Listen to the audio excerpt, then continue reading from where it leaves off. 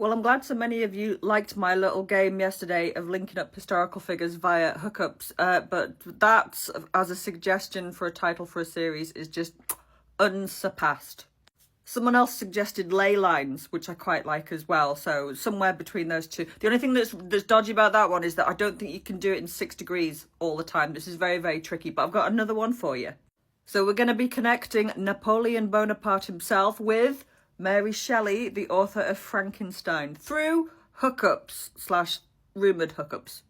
Napoleon Bonaparte, Emperor of France. Now, of course, his greatest love was his first wife, Josephine, but that didn't stop him from having affairs, and she was having affairs as well, because, of course, miss, this is France, and the adultery here is never second best.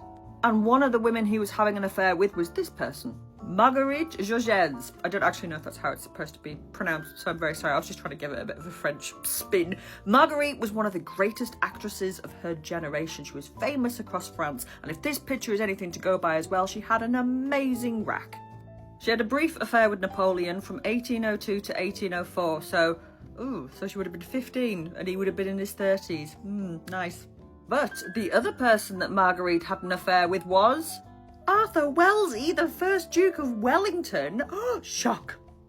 Yeah, that's right. If Marguerite's account is to be believed, then Wellington and Napoleon actually shared a mistress. And I will just say here that it's Marguerite's account of this. In fact, that she did actually say that Wellington was the better lover, but it's her account that confirms this. He never said anything about it. So some historians have gone, well, I don't think so. I think so. The reason that I think so is because Wellington was an absolute fanny rat. It's not spoken about very much in his history, but if something stayed still long enough, he would have a go at it. He was notorious for it. So I am definitely counting that as a hookup. And someone else that Wellington was said to be having an affair with was Lady Caroline Lamb. Can you see where this is going? Yes, Lady Caroline Lamb. If a bad relationship could cosplay as a human being, it would be Caroline. I've done a video on Caroline before, you can go back and look at it. Well, suffices to say here that she was a very intense young lady, and she was having an affair with Wellington. Caroline and Wellington hooked up in 1815, I think it was, when she went over to Europe to nurse her brother back to health because he'd been injured at Waterloo, and she meets Wellington, and some say it's an affair, some say it's a one-night stand. It's just a bit of a throwdown by all accounts, but it happened. But the most famous lover of Caroline's life is Byron. Oh, Byron. Quite a terrible human being, but very useful for this game because boy did he put it about a bit.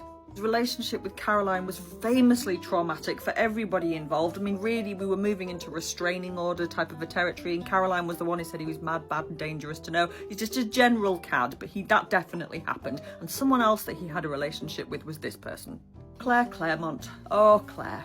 Claire. If there was any person who had been pumped and dumped by the Romantic movement, it's Claire Clairmont. She was the stepsister of Mary Shelley, and when Mary and Percy Bysshe Shelley eloped together to Europe to run away and get married, she came with them. It's always been quite confusing what's going on there, but just hold that thought. But once they were over in Europe, Byron turns up, and then what happens? Byron and Claire have this affair together, she gets pregnant, and then he fucks off and doesn't want to acknowledge the child for ages and ages, and he's a real shit about it. He's written letters that say things like, well, what was I supposed to do? She wanted to have sex with me. I don't know, Byron. I don't know. Maybe put it away and just help this lady. Maybe that. Poor Claire. Or maybe not quite so poor Claire, because she has long been rumoured to have been having an affair with this person too. Percy Bysshe Shelley, her half-sister's husband. Now, we are into speculation here because there isn't really any smoking gun, but it has long been suspected that Percy and Claire did hook up. They may have even had a child together. Certainly, a child appears at one point, a baby that he registers, and no one really knows who the mother of this baby is, but at the time, Claire was described as being sick. Plus, he preached free love and polyamory and so it's not outside the bounds of possibility at all.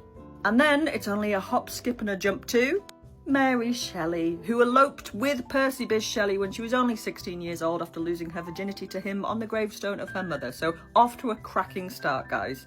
Her marriage to him was defined by constant pregnancy, childbirth, miscarriage, child loss. It was just really, really tragic. And then the silly bugger goes and drowns as well. But she did love him. She seems to have been absolutely devoted to him, including keeping a piece of his heart with her at all times. Now that is Gothic romance. That is also how you get from Napoleon to Mary Shelley via hookups.